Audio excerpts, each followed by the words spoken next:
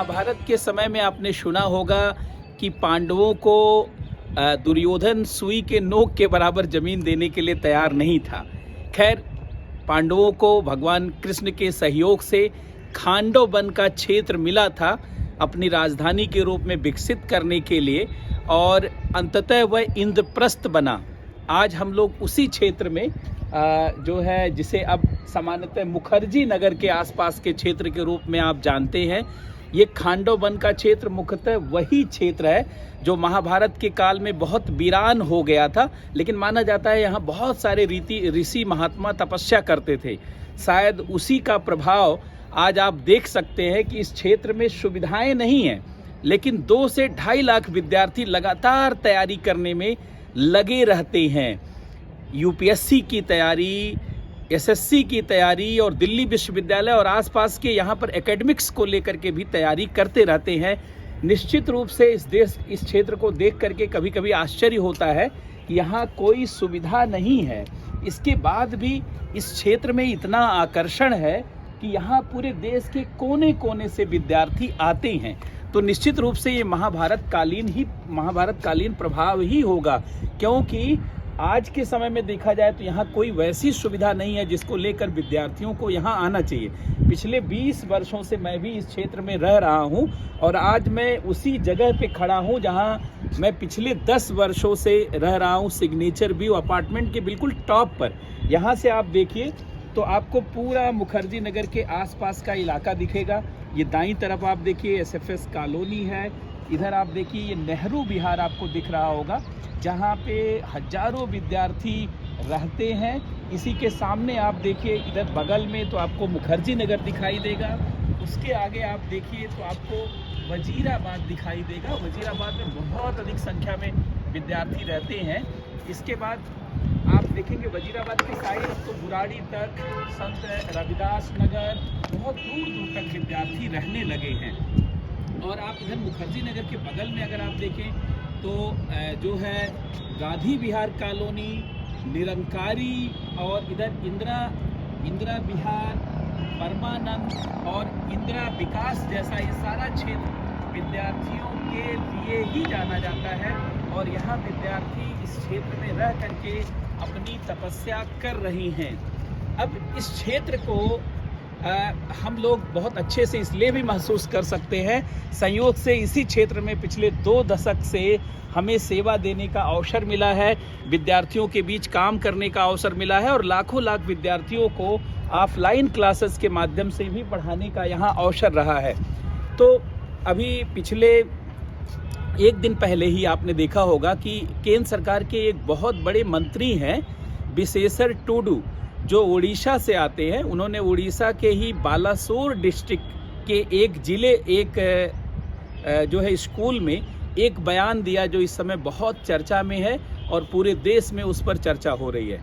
उन्होंने कहा कि दिल्ली में मैं जहां रहता हूं उसी के पीछे यूपीएससी की बिल्डिंग है शाहजहां रोड पर, और मुझे ये लगता था कि इस बिल्डिंग से जो भी अधिकारी चयनित होकर के निकलते हैं वो बड़े जानकार होते हैं, बड़े योग्य होते हैं और पूरी ज़िंदगी में हाई पोजीशन पर रहते हैं, जिसके नाते बहुत ही ज़्यादा क्षमता और योग्यता उनमें होती होगी, उनके गुण भी बेहतर होते होंगे। लेकिन उन्होंने कहा कि मैंने मंत्री रहते हुए और अपने अनुभवों से देखा कि यूपीएससी से निकलने वाले अधिकतर अधिकारी डाकू होते हैं।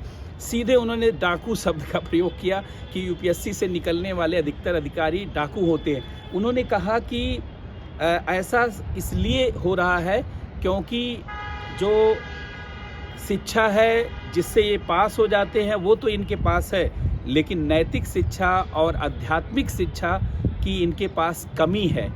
उन्होंने कहा साथ में उन्होंने एक सवाल भी खड़ा किया। उन्होंने कहा कि एक ऐसे समाज में जहाँ इतने पढ़े लिखे लोग अधिकारी हैं, बड़े बड़े पदों पर हैं, इतने समझदार लोग जहाँ देश का नेतृत्व कर रहे हैं, उस देश में भ्रष्टाचार और अन्याय हो तो यह अपने आप में एक बड़ा सवालिया निशान लग जाता है। निश्चित रूप से अगर आप देखेंगे तो विशेश्वर टूडू की बात में काफ़ी हद तक सच्चाई है। भारत में सिविल सेवा के जो उच्च स्तर के अधिकारी यूपीएससी से निकलते हैं, उनके अनेक मामले पूरे देश में भ्रष्टाचार को लेकर के पाए गए हैं। और भ्रष्टाचार के ये मामले कोई छोटे मोटे मामले नहीं रहे हैं। आए दिन अखबारों में आप देखते हैं कि बहुत बड़े स्तर पर काफ़ी अधिकारी भ्रष्टाचार करते हुए पाए गए हैं, जो बहुत चिंता का विषय है। यद्यपि भारत एक ऐसा महान देश रहा है, इसमें बहुत बड़े बड़े योग्य अधिकारी भी रहे हैं। भारत के संविधान सभा का जिन्होंने पूरा ढांचा ही तैयार किया था, संविधान सभा का पूरा फ्रेम जिन्होंने बनाया था, जो है राव साहब, वह भी बहुत बड़े आईएएस अधिकारी ही थे। इसके अलावा Laxmikant Jha, Sivaraman, PC Alexander, DN Dhar, बहुत सारे बड़े अधिकारी, नरेश चंद्रा सर, बहुत बड़े बड़े अधिकारी रहे जिन्होंने देश की दिशा और दशा को तय किया और साथ ही साथ पूरी दुनिया में विश्व व्यवस्था को, वर्ल्ड ऑर्डर को भी बनाने में बड़ी भूमिकाओं का निर्वहन किया। ऐसे में अधिकारियों को, यूपीएससी से निकलने वाले सभी लोगों को अयोग्य समझना या डाकू समझना भी बहुत न्यायपूर्ण नहीं कहा जा सकता है। लेकिन एक चीज़ तो निश्चित रूप से कहा जा सकता है कि चाहे वो कोई आम व्यक्ति हो, चाहे कोई वह बड़ा अधिकारी हो, सिलेक्शन लेना और सफल होना एक अलग बात है, लेकिन एक बेहतर जीवन जीना, उच्चतर मानवीय मूल्यों के साथ अपने जीवन को आगे बढ़ाना, यह तब तक कठिन हो जाता है जब तक व्यक्ति के अंदर स्वयं उस तरीके की करुणा, उस प्रकार की एम्पैथी, उस तरीके का कंपैशन और एम्पैथी टूवर्ड्स वीकर सेक्शन जैसी चीज़ें आपके अंतरात्मा में नहीं घुल जाती हैं। अगर आपने केवल किताबी ढंग से पढ़ा है और आपका प्रशिक्षण भी केवल औपचारिक रहा है, तो निश्चित रूप से ये कमियां आपके जीवन में दिखेंगी। वह कोई भी व्यक्ति जिसको सही डायरेक्शन नहीं मिलता है, भटक जाता है। चाहे वो बच्चा हो, चाहे वो युवा हो, चाहे वो बहुत पढ़ा लिखा और बहुत समझदार व्यक्ति ही क्यों ना हो, चाहे वो राजनीति के बड़े बड़े पदों पर हो। अनेक राजनेताओं को आपने भटकते हुए देखा, भ्रष्टाचार के मामले में लिप्त होते हुए देखा। केवल भारत में ही नहीं, दुनिया के अनेक देशों में इस तरीके के उदाहरण आप आसानी से देख सकते हैं। तो भारत में भी निश्चित रूप से देख सकते हैं। लेकिन आप देखिए, इस पूरे इलाके को अगर आप देखेंगे तो यहाँ जो स्टूडेंट तैयारी करते हैं, वो बहुत कठिन परिस्थितियों में अपने जीवन को जागृत कर रहे हैं। अगर आप देखिए, जैसे नेहरू विहार का इलाका आपको दिख रहा है, या इधर गांधी विहार का इलाका है, या वजीराबाद का इलाका, आप देखेंगे यहाँ विद्यार्थी 10 बाई 10 के कमरे में या 10 बाई 8 के कमरे में रह करके सीलन भरा, उमस भरा, कोई कमरे में कहीं कोई खिड़की नहीं, हवा का कोई माध्यम नहीं, और बिल्कुल विपरीत परिस्थितियों में अपने जीवन को लगातार बेहतर करने में, अपनी किस्मत को लगातार पलटने में लगे हुए हैं। इनके परिश्रम और मेहनत को देख करके, इनके जज्बे को देख करके यह कभी भी नहीं सोचा जा सकता कि जब ये बड़े अधिकारी बनेंगे और आईएएस आईपीएस बनेंगे और राष्ट्र के नीतियों को निर्धारित करेंगे, या जब अपने क्षेत्र में जाएंगे, तो कभी नहीं लगता कि जो स्वयं तबाह होकर के तैयारी कर रहा है,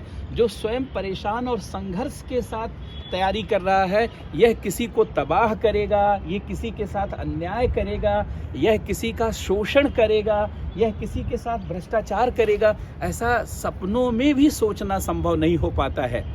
लेकिन मानव जीवन इस प्रकार का है। ऐसे जो है लोग निश्चित रूप से दिखाई देते। एक उदाहरण मुझे याद आ गया बात करते करते। महात्मा बुद्ध के पास एक व्यक्ति आया और उसने कहा कि मैं देश और समाज की सेवा करना चाहता हूँ। महात्मा बुद्ध ने जैसे उसके शब्द सुने, उनकी आंखों से आंसू निकलने लगा, वो रोने लगे। उस आदमी ने सोचा, मैंने क्या बोल दिया महात्मा बुद्ध से जो वो रो रहे हैं। मैंने क्या कोई ऐसी बात तो नहीं कह दी जिससे उनके कोमल हृदय पर, जिससे उनके जो है मनोमस्तिष्क पर कोई बुरा प्रभाव पड़ा हो। उसने सोचा कि ऐसा तो मैंने कुछ कहा नहीं। तब तक तमाम बाकी बौद्ध भिक्षु भी इकट्ठा हो गए। उन्होंने पूछा, तुमने क्या कह दिया कि बुद्ध जैसा विशाल व्यक्ति, इतना जागृत व्यक्ति रो रहा है, तुमने क्या बोला? उसने कहा, मैंने ऐसा कुछ बोला नहीं, मुझे कुछ ऐसा याद नहीं आ पा रहा। बाद में बाकी बुद्ध भिक्षुओं ने आनंद के नेतृत्व में बुद्ध से पूछा कि आखिर ऐसी क्या बात आज आ गई, आज तक मैंने आपको रोते हुए नहीं देखा। इस व्यक्ति ने एक शब्द या कुछ वाक्य बोला है और आप रोने लगे? बुद्ध ने कहा कि इस व्यक्ति ने कहा कि मैं देश की सेवा करना चाहता हूँ, मैं समाज की सेवा करना चाहता हूँ। इसको देख करके मेरे आँखों से आंसू निकलने लगा, क्योंकि वास्तव में यह अभी अपनी ही सेवा करने की स्थिति में नहीं है, यह स्वयं को ही जागृत करने की स्थिति में नहीं है। जिसके स्वयं का जागरण नहीं हुआ है, जो स्वयं को विराट नहीं बना पाया है, जिसके अंदर ईश्वर का तत्व नहीं है, जिसके अंदर सेवा का भाव नहीं दिखता, वो कहता है कि मैं देश की सेवा और समाज की सेवा करना चाहता हूँ। पहले तुम अपनी सेवा करो, पहले तुम स्वयं का जागरण करो, पहले तुम स्वयं को जागृत करो। भगवान बुद्ध के इस घटना का बहुत गहरा मैसेज है। वास्तव में मानव जीवन का कोई मूल्य नहीं होता, जीवन का कोई मूल्य ही नहीं होता। वास्तव में जीवन में मूल्य डालना पड़ता है। जीवन मानव के लिए एक कोरा अवसर है। आप जैसा चाहें जीवन को वैसा बना सकते हैं, आप जैसा चाहें जीवन में वैसा मूल्य डाल सकते हैं।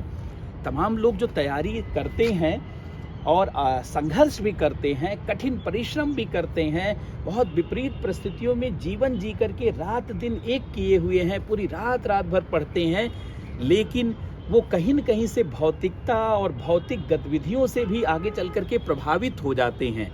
जो कुलीन रहन सहन की शैली है, जो आज का लग्जरी लाइफ है, विलासिता का जीवन है, कहीं न कहीं से उससे प्रभावित हो जाते हैं, जिसके नाते धन की खोज, पैसे की खोज, प्रतिष्ठा तो उन्हें मिल जाती है, पद तो मिल जाता है, सुविधाएं भी बहुत मिल जाती हैं। आईएएस आईपीएस को कम सुविधा नहीं मिलती, लेकिन शायद वो उस हिसाब से अपना मूल्यांकन करने लगते होंगे कि मेरे पास कितनी वस्तुएं हैं, मोबाइल कौन सी है, गाड़ी कौन सी है, बच्चों के पास क्या है, या मुझे भी जानते 100 एकड़ जगह चाहिए और महल जैसा घर चाहिए परिवार वालों को, तो शायद इस नाते विचलित हो जाते होंगे।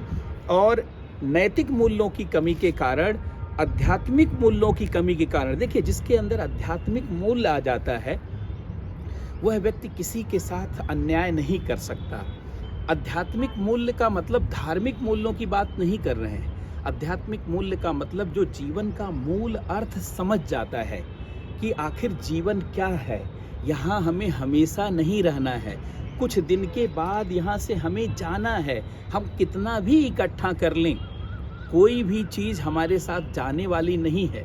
कहा जाता है, याद कर सिकंदर के हौसले भी आली थे, जब गया दुनिया से दोनों हाथ खाली थे। सिकंदर जैसा सम्राट और कहा जाता है विश्व विजेता जब यहाँ से कुछ भी लेकर नहीं जा पाया। सिकंदर के बारे में ये कहा भी जाता है, ये कहाँ तक सही है मुझे नहीं मालूम, कहा जाता है कि जब सिकंदर मरने वाला था तो उसने अपने लोगों से कहा कि जब मैं मरूं तो जब मेरे ऊपर कफन उड़ाया जाए तो उसमें हमारे दोनों हाथों के ऊपर कुछ ना उड़ाया जाए, हमारे जो है अंतिम शव यात्रा में हमारे हाथ ऐसे नीचे लटका कर दिखाए जाए, ताकि दुनिया को ये पता चले कि ये सिकंदर इतना विश्व विजेता और पूरी दुनिया पर विजय की कामना रखने वाला, देखिए अपने साथ कुछ नहीं ले जा पा रहा है, ताकि दुनिया का कोई दूसरा व्यक्ति सिकंदर ना बने। सोचिए, जो सिकंदर था वो सोचता था दुनिया का कोई व्यक्ति सिकंदर ना बने।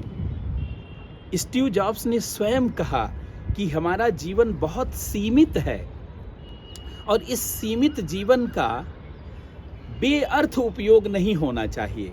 लेकिन यूपीएससी में सफल होने के बाद बहुत सारे अधिकारी लगता है कि बिना अर्थ के ही जीवन जी रहे हैं, जिसके नाते विशेषर टूडू जैसे केंद्रीय मंत्री को यह कहना पड़ रहा है कि यूपीएससी से चयनित होने वाले अधिकतर अधिकारी डाकू हैं, जबकि हम लोग इसी क्षेत्र में पिछले 20 वर्षों से विद्यार्थियों के सहायता के लिए, सहयोग के लिए काम कर रहे हैं और स्वयं भी यूपीएससी को महसूस किया है, यूपीएससी एग्ज़ाम से जुड़े रहे हैं, जिसके नाते जानते हैं कि यूपीएससी में सफल होने वाला व्यक्ति सामान्य नहीं होता।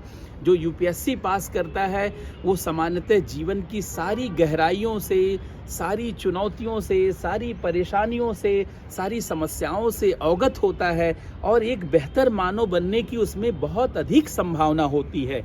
लेकिन निश्चित रूप से कुछ परिस्थितियां तो बदली हैं, जिसके नाते अब समाज महसूस करने लगा है। पहले बोलते नहीं थे लोग कि अधिकारियों के बारे में कि भाई बड़े अधिकारी हैं, इनके बारे में कैसे टिप्पणी किया जाए, लेकिन अब टिप्पणियां होने लगी हैं। ये सोशल मीडिया का दौर है, ये अब समाज का दौर है। अब ऊपर से चीज़ें प्रोजेक्ट करके नीचे नहीं पहुंचाई जा सकती। अब समाज जैसा महसूस कर रहा है, चाहे आप बहुत बड़े अधिकारी हों, चाहे आप बहुत बड़े राजनेता हों, चाहे आप कितने बड़े पदों को धारण कर रहे हों, अगर जनता महसूस कर रही है तो अपनी आवाज़ में अपनी बात कहेगी और आपको सुनना पड़ेगा, या तो आपको बदलना पड़ेगा या तो अपने अंदर बदलाव लाना पड़ेगा। तो आज संवाद श्रृंखला में हम लोग इसी विषय पर हम लोगों ने बात करने का निर्णय लिया, क्योंकि यह बहुत महत्वपूर्ण है। लगातार पढ़ाई लिखाई की ही बात करके जानते जीवन को बहुत ऊपर नहीं उठाया जा सकता है। आपको मूल्यांकन करना होगा अपने जीवन का, तभी आपकी सफलता आज न केवल आपके लिए बेहतर होगी, बल्कि पूरे समाज और देश के लिए भी बेहतर होगी। इतिहास भी आपको याद रखेगा।